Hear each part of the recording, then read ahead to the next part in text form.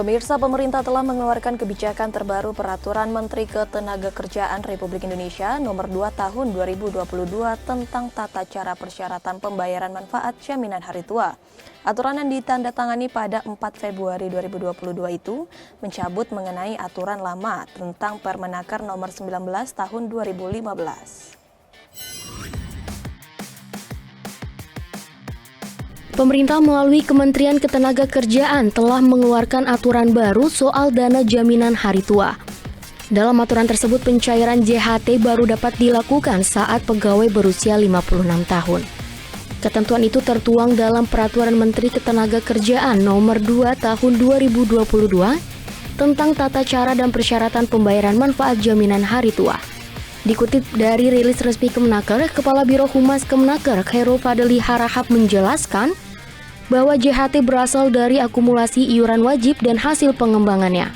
Khairul juga menambahkan meskipun tujuannya untuk perlindungan di hari tua, yaitu memasuki masa pensiun atau meninggal dunia atau cacat total tetap, Undang-Undang SJSN memberikan peluang bahwa dalam jangka waktu tertentu bagi peserta yang membutuhkan dapat mengajukan klaim sebagian dari manfaat JHT-nya. Berdasarkan Peraturan Pemerintah Nomor 46 Tahun 2015, klaim terhadap sebagian manfaat JHT tersebut dapat dilakukan apabila peserta telah mengikuti program JHT paling sedikit 10 tahun. Adapun besaran sebagian manfaatnya dapat diambil yaitu 30% dari manfaat JHT atau 10% dari manfaat JHT.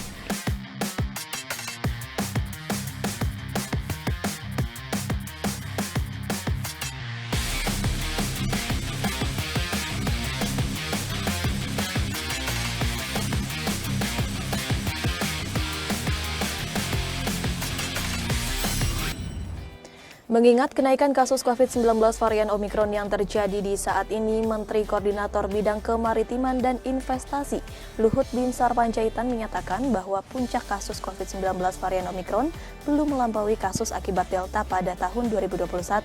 Hal ini disampaikan Menko Marves secara daring usai rapat terbatas PPKM 14 Februari 2022.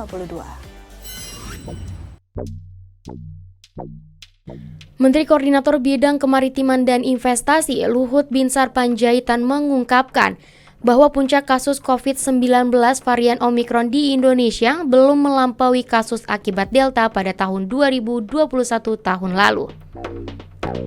Luhut juga menyampaikan bahwa tingkat rawat inap di rumah sakit dan tingkat kematian akibat Omikron juga lebih rendah dibandingkan Delta. Namun, Menko Marves mengingatkan bahwa kewaspadaan harus tetap dijaga dan tidak memperlakukan penyebaran Omikron seperti Delta sebelumnya. Dalam 7 hari terakhir, Banten, Jawa Barat, dan Bali menjadi 3 provinsi yang memiliki puncak kasus harian yang melampaui puncak kasus Delta. Berbeda halnya dengan DKI Jakarta yang menunjukkan adanya penurunan kasus harian, kasus aktif, dan rawat inap. Dalam 7 hari terakhir, Provinsi Banten, Jawa Barat, dan Bali menjadi 3 provinsi yang tren kasusnya lebih tinggi dari puncak Delta. Namun, belum seperti yang kita diprediksi banyak orang 3 atau 4 kali lebih tinggi dari Delta. Berita positifnya, tren kasus di DKI Jakarta menunjukkan tanda-tanda mulai melewati puncaknya. Baik kasus harian, kasus aktif, maupun rawat inap mulai menunjukkan penurunan. Namun peningkatan mulai terjadi di DIY, Jawa Timur, dan Jawa Barat. Tetapi itu pun masih di bawah puncak Delta. Tidak hanya kasus, jumlah rawat inap rumah sakit di Provinsi Jawa Barat sebagian besar masih jauh lebih rendah dibandingkan dengan Delta.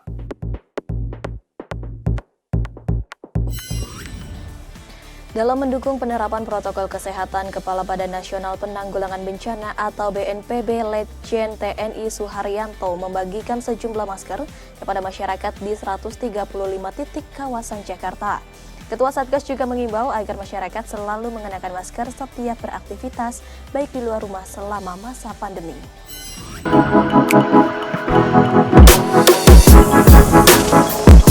Kepala Badan Nasional Penanggulangan Bencana, Letjen TNI Suharyanto turun menyusuri jalanan, pasar, dan perkampungan ibu kota untuk membagikan masker kepada masyarakat. Aksi tersebut dilakukan guna memberikan dukungan langsung kepada masyarakat agar penerapan protokol kesehatan khususnya memakai masker seiring dengan peningkatan angka kasus COVID-19 di DKI Jakarta. Beberapa pedagang kaki lima tak luput dari uluran masker yang diberikan langsung oleh Ketua Satgas.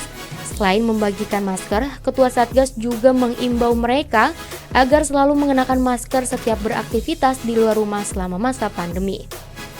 BNPB menargetkan pendistribusian 10 juta masker selama kurun waktu 4 bulan. Dari jumlah tersebut, sebanyak 1,5 juta masker ditargetkan dapat terdistribusi dalam 3 hari pada 135 titik yang ada di DKI Jakarta yang diperuntukkan untuk warga di perkampungan ataupun ruang publik. Pagi ini melaksanakan pembagian masker kepada masyarakat banyak. Ini sebagai tindak lanjut menegakkan protokol kesehatan khususnya yang 3M.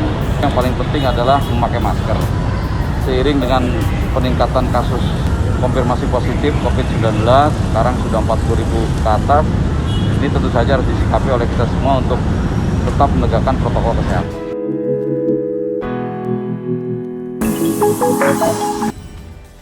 Digitalisasi pembayaran menjadi salah satu faktor percepatan pemulihan ekonomi di tanah air.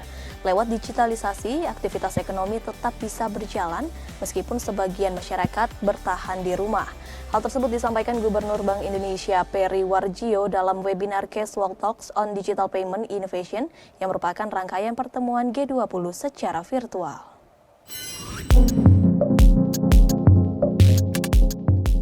Digitalisasi masuk sebagai topik yang dibahas dalam pertemuan G20 tahun ini. Tidak hanya soal pembayaran, namun juga ekonomi secara keseluruhan. Apalagi setelah mengetahui dalam 2 tahun pandemi COVID-19, digitalisasi berperan banyak dalam aktivitas ekonomi. Bank Indonesia telah merancang digitalisasi sistem pembayaran sejak 2019, di mana salah satu isinya mengintegrasikan ekonomi dan keuangan, termasuk perbankan, finansial teknologi, e-commerce pada 2025. Adanya pandemi COVID-19 ternyata mempercepat proses tersebut.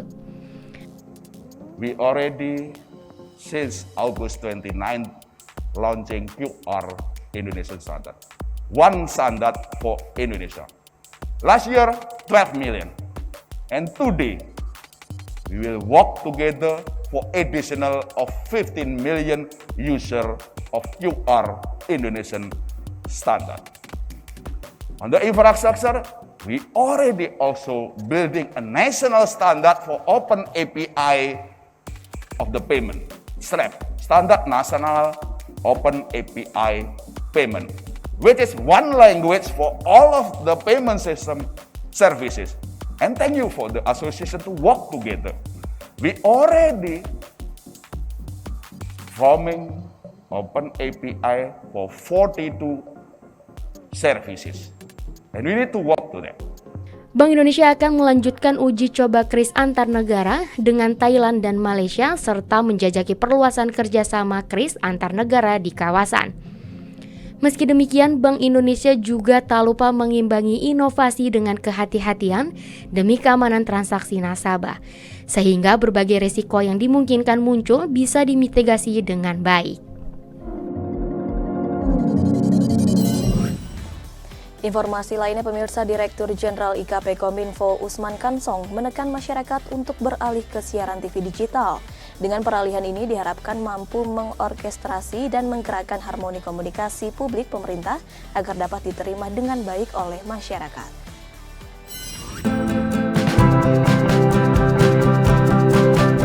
Presiden Joko Widodo sudah mencanangkan transformasi digital dengan memberikan mandat kepada Kementerian Komunikasi dan Informatika untuk menyiapkan infrastruktur sekaligus menyiapkan sumber daya manusia yang berkualitas dalam dunia digital. Direktur Jenderal IKP Kominfo Usman Kansong dalam kegiatan migrasi siaran TV digital menuju pers masa depan menyatakan, salah satu upaya yang dapat dilakukan adalah dengan dilakukannya migrasi TV analog ke TV siaran digital.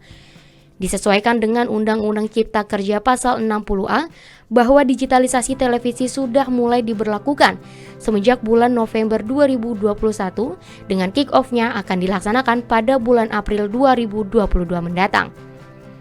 Pergantian transmisi TV analog ke TV digital akan menciptakan efisiensi pemakaian spektrum frekuensi, mampu menghemat bandwidth, kebal terhadap gangguan, serta dilengkapi sistem yang mampu memperbaiki sistem akibat noise yang sering disebut dengan forward error correction. Usman berharap dengan adanya digitalisasi tidak hanya mampu merubah dari segi teknis serta teknologi saja, tetapi juga membawa perubahan untuk meningkatkan kualitas jurnalistik di Indonesia. Mampu menghemat bandwidth, kebal terhadap gangguan dan atau noise, serta dilengkapi sistem yang mampu memperbaiki kesalahan pengiriman data akibat gangguan atau noise yang disebut FEC, Forward Error Correction, sehingga informasi yang diterima bisa diterima secara utuh kembali atau error free. Dengan demikian, kualitas siaran televisi digital akan lebih optimal. Selain itu, dampak yang dihasilkan dari proses ini adalah peningkatan efektivitas industri penyiaran. Pemirsa, Kepala Badan Nasional Penanggulangan Terorisme atau BNPT, Komjen Pol Boy Rafli, mengajak semua pihak bersinergi melawan radikalisme. Terlebih, hal yang diwaspadai saat ini adalah radikalisme di ruang digital.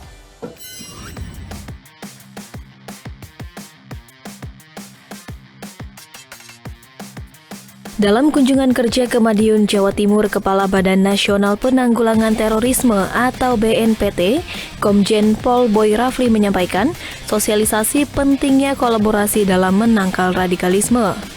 Menurutnya ada beberapa hal yang perlu diwaspadai seperti radikalisme ruang digital.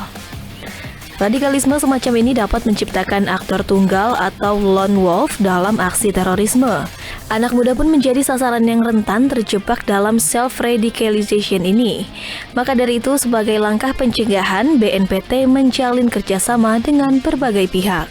Bagaimana cara mendapatkan imunitas masyarakat dari kena pengaruh virus radikal terorisme? Semangat 4 pilar kebangsaan yang harus terus kita tanamkan. Kalau dengan melihat tadi ciri-ciri tanda-tanda semangat kebangsaan itu ada di Kota Madiun, tadi kita sudah melihat betapa beragamnya suku bangsa di negara kita yang hari ini hadir di Kota Madiun dan hari ini bersatu menyambut kita semua yang ada di sini.